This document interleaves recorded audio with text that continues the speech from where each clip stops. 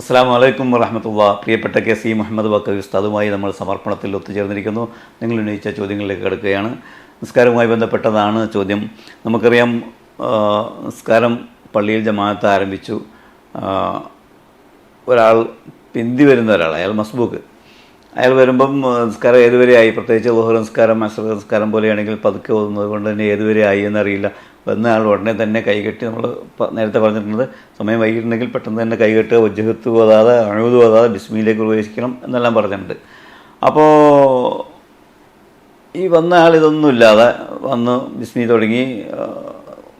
ഇമാമ് റുക്കൂവിലേക്ക് പോകുമ്പോൾ നമ്മൾ പഠിപ്പിച്ചതനുസരിച്ചാണെങ്കിൽ റുക്കൂവിലേക്ക് പോകുമ്പോൾ ഫാത്തിഹ പൂർത്തിയാക്കാതെ തന്നെ ഇയാൾക്ക് റുക്കൂവിലേക്ക് ചെല്ലാം. ഇമാമിനോടൊപ്പം റുക്കൂ കിട്ടിയാൽ ആ റക്അത്ത് പൂർണ്ണമായി എന്ന് പഠിപ്പിച്ചിട്ടുണ്ട് ഉസ്താദ്.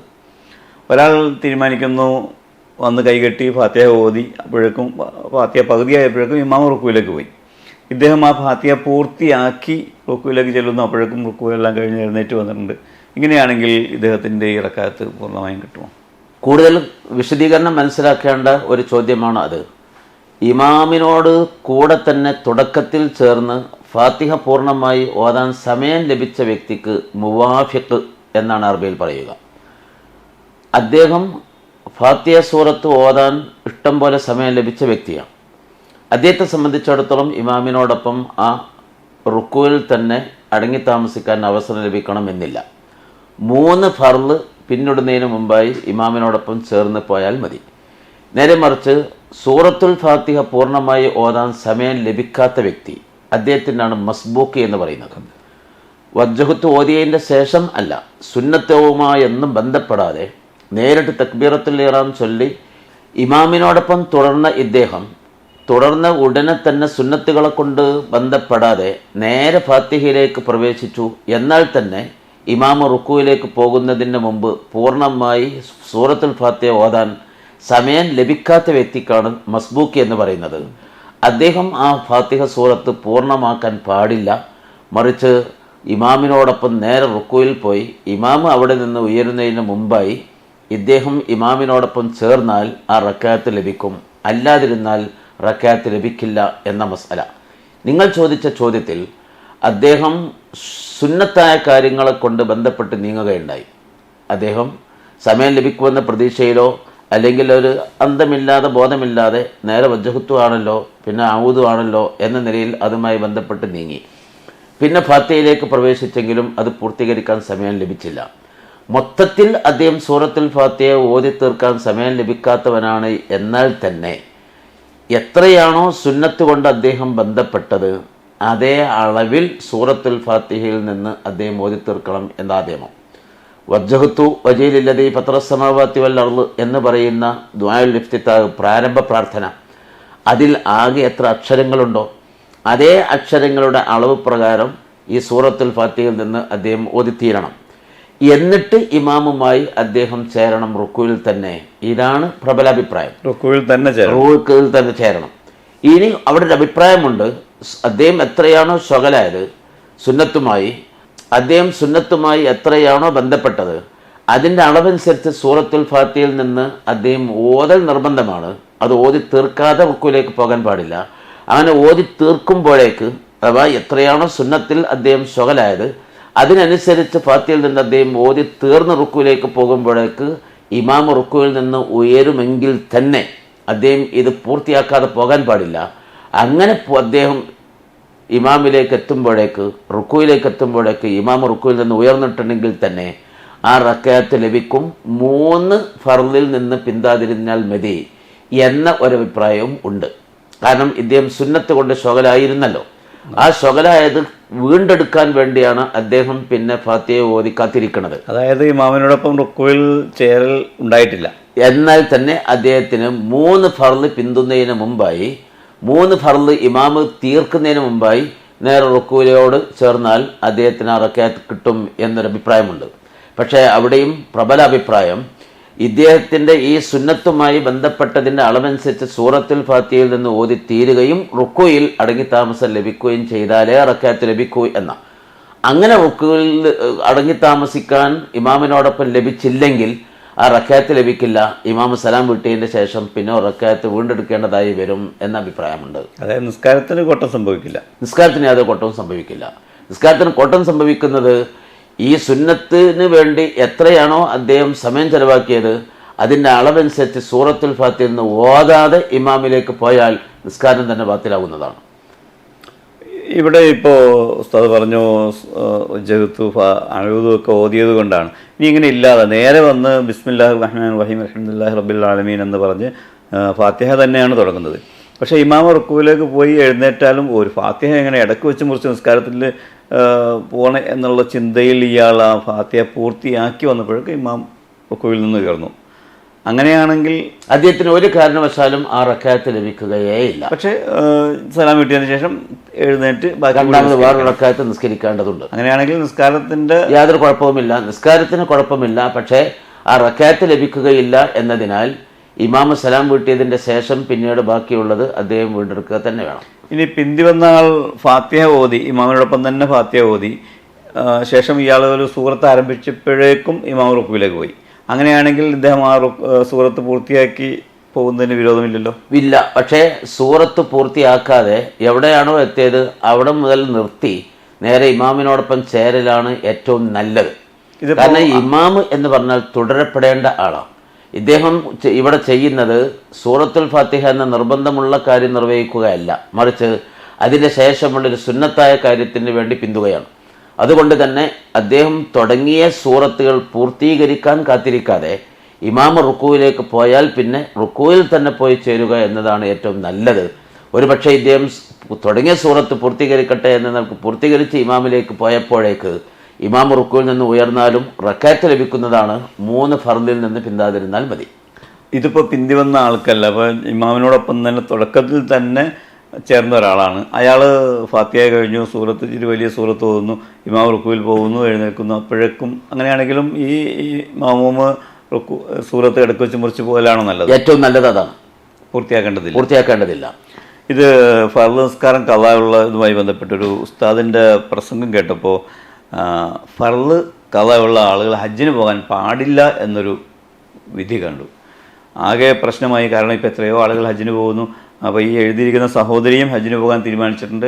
ഒരുപാട് നിസ്കാരങ്ങളൊക്കെ നഷ്ടപ്പെട്ടിട്ടുണ്ട് ജീവിത പ്രാരാബ്ദങ്ങൾക്കിടയിൽ എന്നെല്ലാമാണ് എഴുതിയിരിക്കുന്നത്.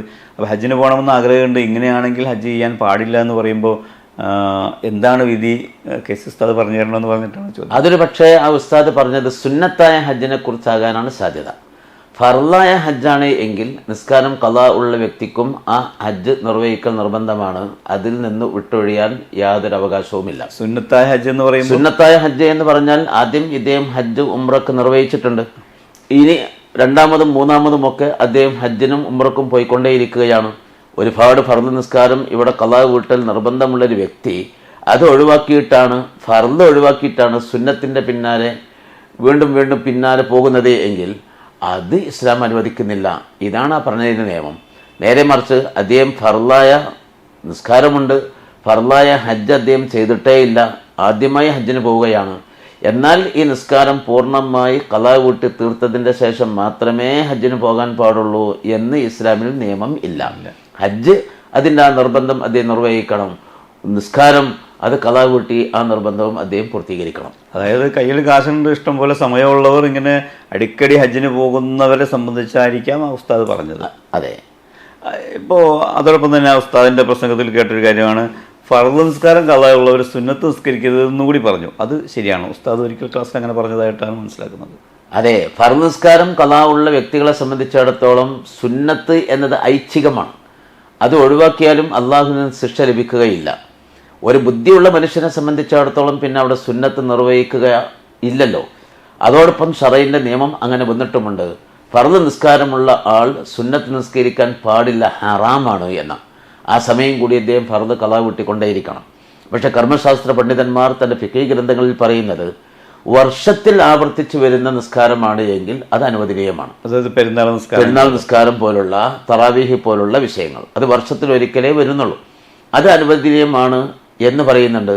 അതോടൊപ്പം ഉലമാവ് പറയുന്നത് ആ നിസ്കാരവും ഇമാമിനോടൊപ്പം ഒക്കെ നിസ്കരിക്കുന്ന നേരത്ത് ഇദ്ദേഹം മൗമുമായി നിസ്കരിക്കാതിരുന്നാൽ ഒരു പെരുന്നാൾ നിസ്കാരത്തിലും കൂടി പങ്കെടുക്കാത്ത ആളാണോ?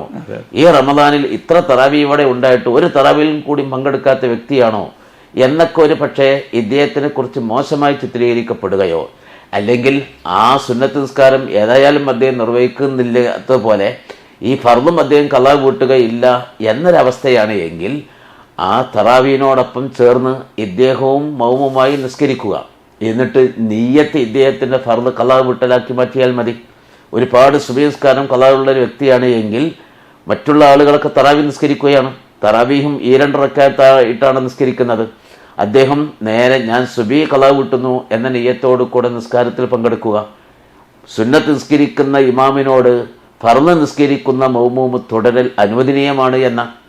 അപ്പോൾ അതിനാൽ മൗമൂമിങ്ങൾ ഒരു പക്ഷേ സുബഹി ഖളാ ഉള്ള വ്യക്തികളാണ് എങ്കിൽ 10 വട്ടമായി സലാം വീട്ടുന്ന 20 റക്അത്തുള്ള നിസ്കാരമാണ് തറാവി നിസ്കാരം. ഇദ്ദേഹത്തിന് 10 സുബഹി നിസ്കാരം ഖളാ വീട്ടാനുള്ളൊരു അവസരം അവിടെ ലഭിക്കുകയാണ്.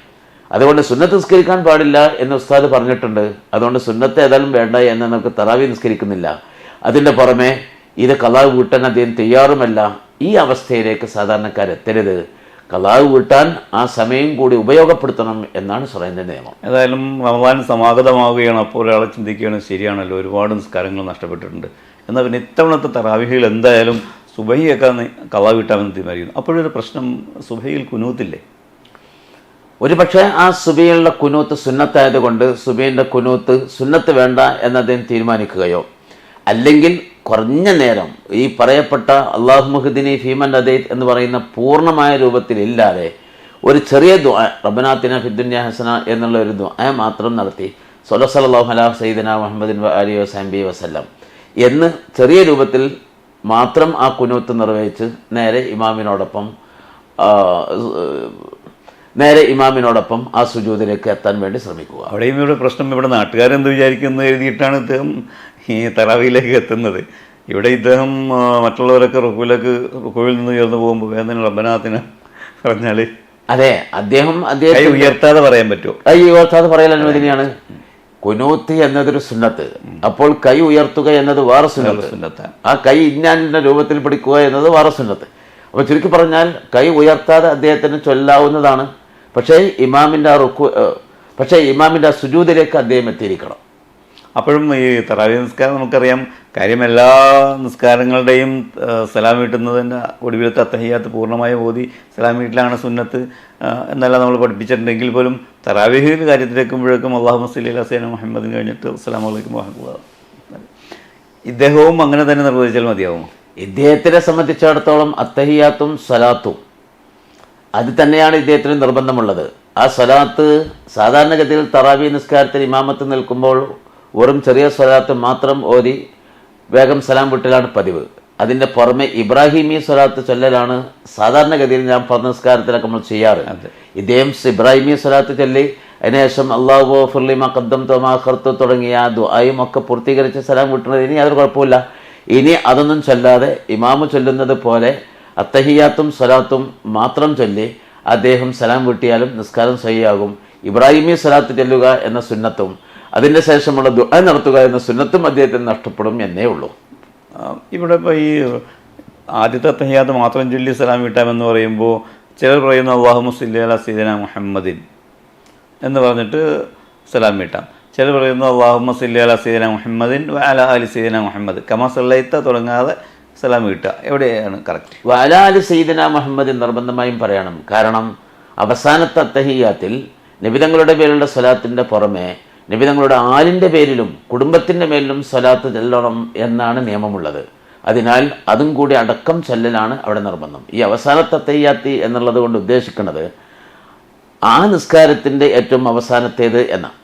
അതുകൊണ്ട് ഓരോ 2 റക്അത്തിലും തറാവിനെ സംബന്ധിച്ചിടത്തോളം ഓരോ 2 റക്അത്തിലും ആ സലാം വീട്ടുന്നതിന് മുമ്പുള്ള അത്തഹിയ്യാത്തൊക്കെ അവസാനത്തെ അത്തഹിയ്യാത്താണ്. അത് ആദ്യത്തെ അത്തഹിയ്യാത്തല്ല. പക്ഷെ ആദ്യത്തെ അത്തഹിയ്യാത്തിൻ്റെ അത്ര ചൊല്ലിയാൽ പോരെ എന്നാണ് നിങ്ങളുടെ ചോദ്യത്തിൻ്റെ അകത്തുക. ആദ്യത്തെ അത്തഹിയ്യാത്തിൽ അത്തഹിയ്യാത്തിൻ്റെ വാചകത്തിൻ്റെ പുറമെ നബിതങ്ങളുടെ പേരുള്ള സ്വലാത്ത് മാത്രമേ ഉള്ളൂ. ആലുൻ നബിയുടെ പേരുള്ള സ്വലാത്തില്ല. നേരെ മറിച്ച് അവസാനത്തെ അത്തഹിയ്യാത്തിൽ ആലുൻ നബിയുടെ പേരുള്ള സ്വലാത്തും കൂടി ചൊല്ലണം എന്ന നിയമത്തെ അടിസ്ഥാനത്തിൽ അതും കൂടി ചൊല്ലിയതിന് ശേഷമേ സലാം വീട്ടാൻ പാടുള്ളൂ. ഇനിയിപ്പം ഒരാൾ ആദ്യത്തെ തഹിയ്യത്തിൽ അല്ലാഹുമ്മ സ്വല്ലി അലാ സയ്യിദിനാ മുഹമ്മദിൻ കഴിഞ്ഞിട്ട് വഅലാ ആലി സയ്യിദിനാ മുഹമ്മദിൻ എന്ന് പറഞ്ഞാൽ നിസ്കാരത്തെ ബാധിക്കും? യാതൊരു കുഴപ്പവുമില്ല. പ്രത്യേകിച്ച് ഇമാം അടുത്ത റക്അത്തിലേക്ക് എഴുന്നേൽക്കാതിരിക്കുന്ന സമയത്ത് വഅലാ ആലി സയ്യിദിനാ മുഹമ്മദിൻ്റെ പുറമെ ഇബ്രാഹിമി സ്വലാത്ത് കൂടി ഇങ്ങനെ നീട്ടിക്കൊണ്ടു പോകൽ പുണ്യമുള്ളതാണ് എന്ന് തന്നെയാണ് കർമ്മശാസ്ത്രത്തിൻ്റെ വിധി. ആദ്യത്തെ തയ്യാത്തിൽ. ഓക്കെ. ഇത് മരണപ്പെട്ടുപോയ മാതാപിതാക്കൾക്ക് വേണ്ടി ഖത്തം ഓതാൻ തീരുമാനിച്ച ഒരു സഹോദരി, അങ്ങനെ ഓതാൻ തീരുമാനിക്കുകയും വന്നപ്പോഴാണ് എങ്ങനെയാണ് ഇതിൻ്റെ ഒരു നിയ്യത്ത് വയ്ക്കുക? എൻ്റെ വാപ്പായും അമ്മയും മരണപ്പെട്ടു, അവർക്ക് വേണ്ടിയാണ് ഞാൻ ഖത്തം ഓതുന്നത്. അപ്പോൾ ഏത് കാര്യത്തിന് ഇന്നമല്ലാന്മാർ പിന്നെ നിയ്യത്ത് എന്ന് പറഞ്ഞതുപോലെ അപ്പോൾ നിയ്യത്ത് എങ്ങനെ വയ്ക്കണമെന്നതിനെ കുറിച്ചൊരു സംശയമാണ് ഉള്ളത്. അത് പ്രത്യേകിച്ചൊരു വ്യവസ്ഥ പ്രകാരം ഒന്നും ചെയ്യേണ്ടതില്ല. ഞാൻ ഈ വിശുദ്ധ ഖുർആൻ ആദ്യം മുതൽ അവസാനം വരെ ഓതുന്നത് എൻ്റെ മരണപ്പെട്ട ഉമ്മയുടെയും ഉപ്പയുടെയും പേരിലാണ്. ഇതിൻ്റെ പ്രതിഫലം എൻ്റെ മാതാപിതാക്കളിലേക്ക് എത്തിച്ചു കൊടുക്കണേ എന്ന നിയ്യത്ത് മാത്രം അവിടെ മതി. ആ നിയ്യത്തോടു കൂടെ ഈ ഓത്തിലേക്ക് പ്രവേശിക്കുക. ഓതിക്കഴിഞ്ഞതിൻ്റെ ശേഷം രണ്ടാമതൊന്നുകൂടി അദ്ദേഹം ഒരു പ്രാർത്ഥന നടത്തുക. ഞാൻ ഇതുവരെ ഓതിയതിൻ്റെ പ്രതിഫലം എൻ്റെ മാതാപിതാക്കളിലേക്ക് എത്തിക്കണേ എന്ന്. അങ്ങനെ ഒരു പ്രാർത്ഥന നടത്തുമ്പോഴാണ് ഇതിൻ്റെ പ്രതിഫലം അല്ലാഹു തആല മാതാപിതാക്കളിലേക്ക് എത്തിക്കുക എന്ന് തന്നെ കർമ്മശാസ്ത്ര പണ്ഡിതന്മാർ പറഞ്ഞിട്ടുണ്ട്. ഇതിപ്പോൾ ഈ ചോദ്യം അയച്ചിട്ട് ഒരുപക്ഷെ മാസങ്ങളായിട്ടുണ്ട്. എന്നാൽ പിന്നെ മറുപടി കിട്ടിയിട്ട് ഖുർആൻ തുടങ്ങാമെന്ന് കാത്തിരിക്കാതെ ഒരു പക്ഷേ സഹോദരി ഖുർആൻ തുടങ്ങിയിട്ടുണ്ടെങ്കിൽ തുടക്കത്തിൽ പറഞ്ഞതുപോലെ എൻ്റെ മാതാപിതാക്കൾക്ക് വേണ്ടിയാണ് ഞാനിത് ഓതുന്നത് എന്നൊരു കരുതലൊന്നുമില്ലാതെ ഓതി കഴിഞ്ഞതിന് ശേഷം ഇതേപോലെ ദുആ ചെയ്താൽ മതിയാകുമല്ലോ? തീർച്ചയായും മതി. അവർ ഓതാൻ തുടങ്ങുന്ന അവസരത്തിൽ ഇങ്ങനെ കരുതിയില്ല. ഓതിക്കഴിഞ്ഞതിന് ശേഷമാണ് ഇതെൻ്റെ മാതാപിതാക്കളിലേക്ക് എത്താൻ വേണ്ടിയുള്ള ഒരു ദുആ, ഇതെൻ്റെ മാതാപിതാക്കളിലേക്ക് എത്തുന്നതിന് വേണ്ടിയുള്ള ഒരു ഓത്താണ് ഞാൻ തുടങ്ങിയിട്ടുള്ളത്, ആ രൂപത്തിൽ ആയിത്തീരണം എന്നാണ് എങ്കിൽ ഓത്ത് കഴിഞ്ഞതിന് ശേഷം മതി. അതുകൊണ്ടാണ് ഖത്തുൽ ഖുർആനിൻ്റെ ദുആ എന്ന രൂപത്തിൽ ചില മുസാഫുകളിൽ തന്നെ പ്രത്യേകമായ ദുആ കാണാൻ കഴിയും. അപ്പോൾ പൂർണ്ണമായി ഓതിക്കഴിഞ്ഞതിൻ്റെ ശേഷം ഞാൻ ഈ ഓതിയത് മുഴുവനും അതിൻ്റെ ഒക്കെ പ്രതിഫലം എൻ്റെ മാതാപിതാക്കളിലേക്ക് എത്തിക്കണേ എന്ന രൂപത്തിലുള്ള ദുആ ആ മുസാഫിൻ്റെ തന്നെ പിൻഭാഗത്ത് അച്ചടിച്ച് പുറത്തിറങ്ങിയിട്ടുള്ളത്. ഇത് വിദേശത്ത് താമസിക്കുന്ന ഒരു സഹോദരിയാണ്. അവിടെ 100 കണക്കിന് കിലോമീറ്റർ ദൂരത്തേക്ക് പലപ്പോഴും യാത്ര പോകാറുണ്ട്. ഭർത്താവിൻ്റെ കൂടെ വിദേശത്ത് താമസിക്കുന്ന സ്ഥലം ജോലിക്കല്ല, സ്ഥിരം ഇടയ്ക്കിങ്ങനെ പോകാറുണ്ട്. എന്നാൽ യാത്രയിൽ നിസ്കരിക്കാൻ സൗകര്യം കിട്ടുമെന്നുള്ളത് കൊണ്ട് ഞാൻ ജമ്മും കസ്റും എന്നിവ ഉപയോഗിക്കാറില്ല. ചില ആളുകൾ പറയുന്നു അള്ളാഹു നൽകിയ ആനുകൂല്യമാണ് ജമ്മും കസ്റും, അത് ഉപയോഗിക്കലാണ് നല്ലതെന്ന്. വാസ്തവം എന്താ? ഷാഫി മദ്ഹബിന്റെ വീക്ഷണപ്രകാരം തന്നെ 3 മർഹല വൈദൂരമുണ്ട് എങ്കിൽ അവിടെ ഈ പറയുന്ന ആനുകൂല്യം ഉപയോഗപ്പെടുത്തലാണ് നല്ലത് എന്ന് കിതാബിൽ കാണാൻ കഴിയും. 3 മർഹല, സാധാരണ 2 മർഹലയാണ് നമ്മൾ പറയാറ്. അപ്പോൾ 3 മർഹല എന്ന് പറഞ്ഞാൽ ഒരു മർഹല 66 കിലോമീറ്ററാണ്. അപ്പോൾ 3 മർഹലയാകുമ്പോൾ 198 കിലോമീറ്റർ. അപ്പോൾ 198 കിലോമീറ്ററോ അതിലധികമോ ഉണ്ടെങ്കിൽ അള്ളാഹു തന്ന ഈ ആനുകൂല്യം ഉപയോഗപ്പെടുത്തലാണ് നല്ലത് എന്ന് തന്നെയാണ് ശറഅന്റെ വിധി. മാത്രവുമല്ല, ഇന്നൊരു പക്ഷേ അത്യാധുനിക സംവിധാനത്തോടു കൂടെ യാത്ര ചെയ്യാനുള്ള സൗകര്യങ്ങളുണ്ട്. എന്നാൽ തന്നെ ഈ ആനുകൂല്യം ഉപയോഗപ്പെടുത്തലാണ് നല്ലത്. നേരെ മറിച്ച് 198 കിലോമീറ്ററിനേക്കാൾ ചോടയാണ് എങ്കിൽ, 132ൻ്റെ അധികമാണ് എങ്കിൽ അവിടെ ജമ്മു കസ്റാക്കൽ അനുവദനീയമാണ് എന്നേ ഉള്ളൂ. ഏറ്റവും നല്ലത് ജമ്മു കസ്റാക്കലാണ് എന്നില്ല, അത് പൂർത്തീകരിക്കൽ തന്നെയാണ് നല്ലത്. അതായത് ഇപ്പോൾ എറണാകുളത്ത് നിന്ന് കോഴിക്കോട്ടേക്ക് വരുന്ന ഒരാൾ വഴിയിൽ ഇഷ്ടംപോലെ പള്ളിയുണ്ട് ആണെങ്കിൽ സ്വന്തം കാറിലാണ്, അങ്ങനെയാണെങ്കിൽ വാഹനം നിർത്തിയ സൗകര്യമുള്ള പള്ളിയിൽ നിർത്തി നിസ്കരിക്കലാണ് നല്ലത് എന്നാണോ അതോ ജമ്മു കസ്റാക്കലാണോ നല്ലത്? ഈ പറയപ്പെട്ട കിലോമീറ്റർ ഉണ്ട് എങ്കിൽ അവിടെ ജമ്മു കസ്റാക്കുക എന്ന ആനുകൂല്യം ഉപയോഗപ്പെടുത്തലാണ് നല്ലത്. 3 മർഹല ഉണ്ടെങ്കിൽ. 3 മർഹല ഉണ്ടെങ്കിൽ. ഇനി 2 മർഹലയാണെങ്കിൽ പിന്നെ ഓരോ സ്ഥലത്തും എത്തുമ്പോൾ അത് പൂർണ്ണമായി നിസ്കരിക്കുക, അത് തന്നെയാണ് ശ്രേഷ്ഠമേറിയത്. സാധ്യമാണെങ്കിൽ അതാണ് നല്ലത്. മറ്റൊരു ആനുകൂല്യമാണ് റുക്സ എന്നാണ് അറബിയിൽ പറയുന്നത്. പൂർണ്ണമായി നിസ്കരിക്കുക, അതിൻ്റേതായ സമയത്ത് തന്നെ നിർവഹിക്കുക, കസറും ജമ്മും ആക്കാതെയുള്ള നിർവഹിക്കൽ, അത് അസീമത്ത് എന്ന് പറയും. നിയമങ്ങൾ അതേപോലെ പാലിക്കുക എന്ന്.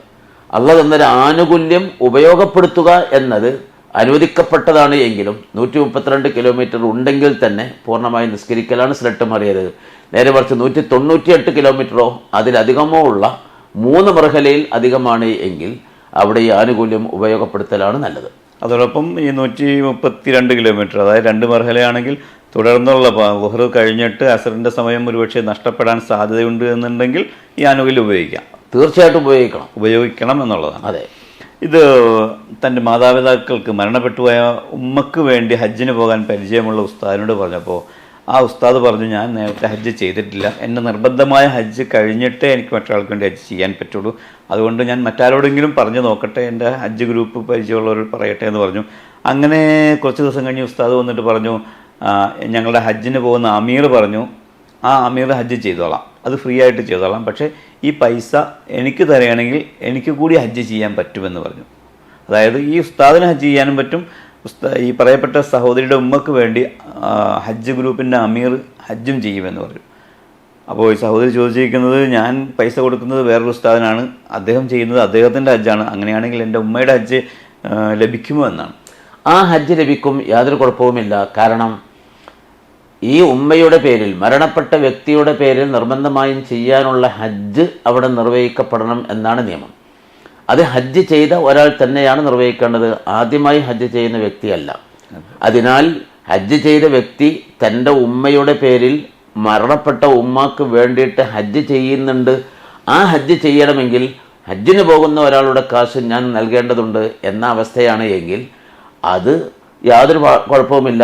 ആ നിയമം പാലിച്ചുകൊണ്ട് നിർവഹിക്കപ്പെട്ടാൽ തന്നെ മറ്റൊരാൾക്ക് ഹജ്ജ് ചെയ്യാനുള്ളൊരു അവസരം സൃഷ്ടിക്കുക എന്ന രൂപത്തിൽ അതിനുള്ള പ്രതിഫലവും, നിർവഹിക്കപ്പെടാത്ത ഹജ്ജ് ചെയ്യപ്പെട്ടതായി ആ ഉമ്മാക്ക് ആ ഹജ്ജിൻ്റെ പ്രതിഫലം ലഭിക്കുകയും ചെയ്യും. ഒരു വെടിക്ക് രണ്ട് പക്ഷി എന്ന് പറഞ്ഞത് എന്ന രൂപത്തിൽ അവിടെ ലഭിക്കുകയാണ്. ഇതും ഹജ്ജുമായി ബന്ധപ്പെട്ട് തന്നെയാണുള്ളത്. എൻ്റെ മാതാപിതാക്കൾക്ക് ഇപ്പോൾ നല്ല ആരോഗ്യമുണ്ട്. ഈ ആരോഗ്യമുള്ള സമയത്ത് ഇവരെ ഹജ്ജിന് കൊണ്ടുപോകണമെന്നാണ് എൻ്റെ ആഗ്രഹം. പക്ഷേ നിലവിൽ ഇവരെ രണ്ടുപേരെയും കൂടി ഹജ്ജിന് കൊണ്ടുപോകാനുള്ള സാമ്പത്തിക ശേഷി എനിക്കില്ല. എന്നാൽ എനിക്ക് മാന്യമായൊരു ജോലിയുണ്ട്. ലോൺ എടുത്തു കഴിഞ്ഞാൽ, ഇപ്പോൾ രണ്ടുപേർക്കും കൂടി ഹജ്ജിന് പോകാൻ ഇപ്പോഴത്തെ കണ്ടീഷൻ അനുസരിച്ച് 10-14 ലക്ഷം രൂപ ലോൺ എടുക്കാനുള്ള സാഹചര്യം എനിക്കുണ്ട്. ലോൺ കിട്ടും. എനിക്ക് ജോലി ചെയ്താൽ ലോൺ വീട്ടുകയും ചെയ്യാം. അങ്ങനെയാണെങ്കിൽ ഞാൻ ലോൺ എടുത്ത് എൻ്റെ മാതാപിതാക്കളെ ഈ വർഷം ഹജ്ജിന് കൊണ്ടുപോകുന്നതിൻ്റെ വിധി എന്താണ്? ലോൺ എടുത്തൊക്കെ ഇങ്ങനെ പോകാൻ പറ്റുമോ ഇല്ല എന്നുള്ളതാണ് ചോദ്യം. ഇസ്ലാമിൽ അത് അനുവദനീയമല്ല എന്നതാണ്. കാരണം പലിശ മുതലുമായി ഹജ്ജിന് പോയാൽ അത് അള്ളാഹു സ്വീകരിക്കുകയില്ല എന്ന് പ്രത്യേകം തന്നെ ഹദീസിൽ വന്നിട്ടുണ്ട്.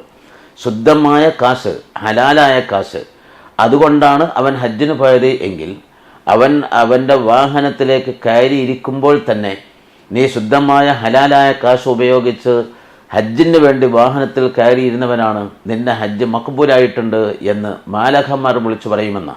നേരെ മറിച്ച് ഹറാമായ കാശ് കൊണ്ടാണ് ഹജ്ജിന് പോകുന്നത് എങ്കിൽ അവൻ വാഹനത്തിലേക്ക് കയറുമ്പോൾ തന്നെ നിന്റെ കാശ് വെള്ളത്തിലായി എന്നല്ലാതെ ഹജ്ജ് സ്വീകാര്യമല്ല എന്ന് മലക്കളുടെ ഭാഗത്തുനിന്ന് വിളിച്ചു പറയപ്പെടും എന്ന് പറയുന്ന ഹദീസ് തന്നെ വന്നിട്ടുണ്ട്. അതിനാൽ ഹറാമായ കാശ് ഉപയോഗിക്കാതെ മാത്രമേ ഈ ഹജ്ജിൻ്റെ കാര്യത്തിൽ നീങ്ങാൻ പാടുള്ളൂ.